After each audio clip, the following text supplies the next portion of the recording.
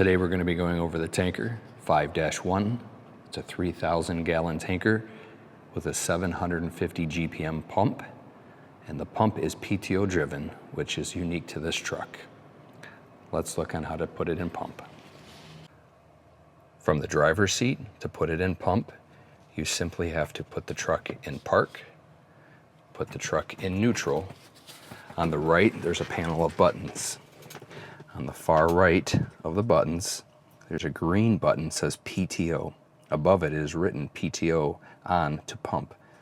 If you push that button, the truck is in pump. There's nothing else to do. Now that we went over how to put the truck in pump, let's talk about pumping this truck. This truck also has some very unique features. First thing we need to do is get water to the pump, and by that we have a switch. Switch for here, tank to pump. As you hold the switch up, it slowly begins to open the tank to pump valve. It is not open all the way until the green light comes on. It takes about 10 seconds, so you need to be aware that it is not automatic. You have to hold it. To close it, same thing in just reverse. It is not closed until it fully says closed and the green and the yellow light illuminates. Now that we have water to the pump, what's next? Well, we need to throttle up. Again, this truck is unique. This one does not have buttons but a knob, and we turn to the right to increase and we turn to the left to decrease.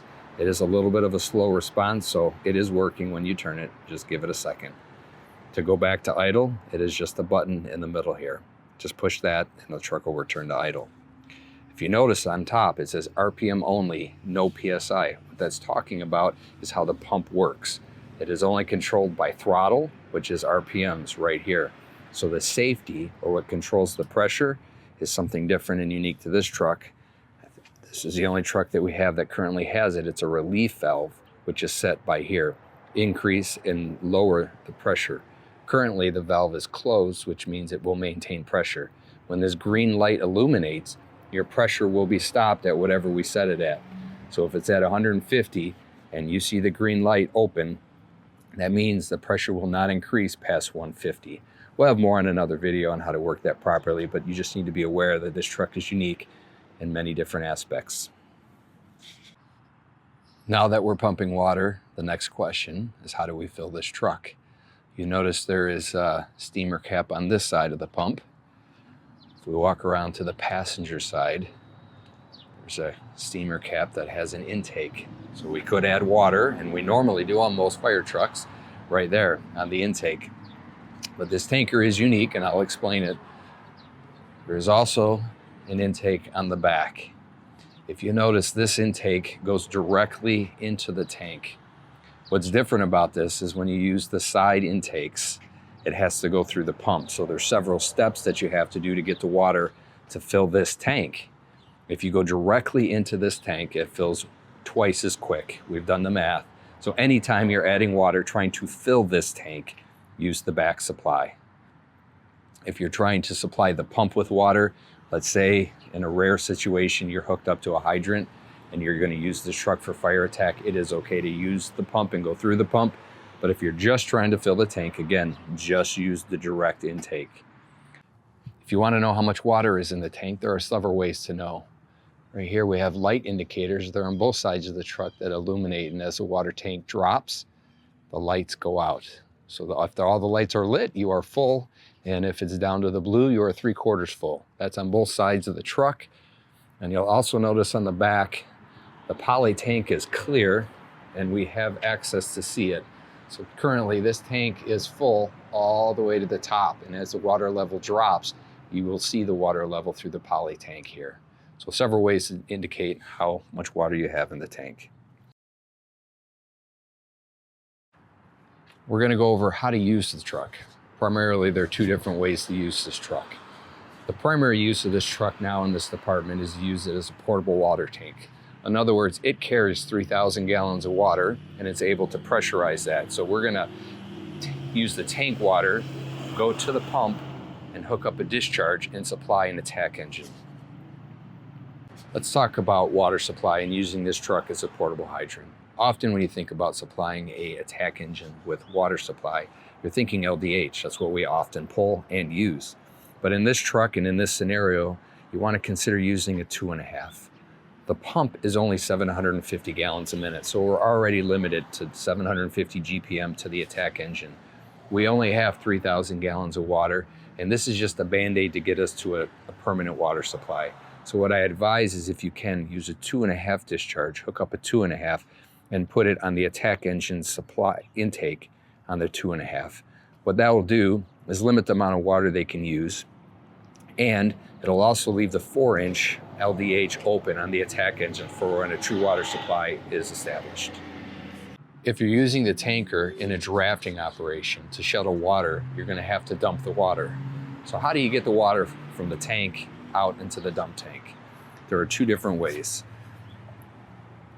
On the driver's side rear, we have a panel, has 3 buttons. It says driver's side, rear dump, and passenger side. All are dump valves. Those same buttons are located in the front cab. I'll show you here. You'll notice much more clear, we have 3 levers: driver's side, rear, and passenger side, all dump valves.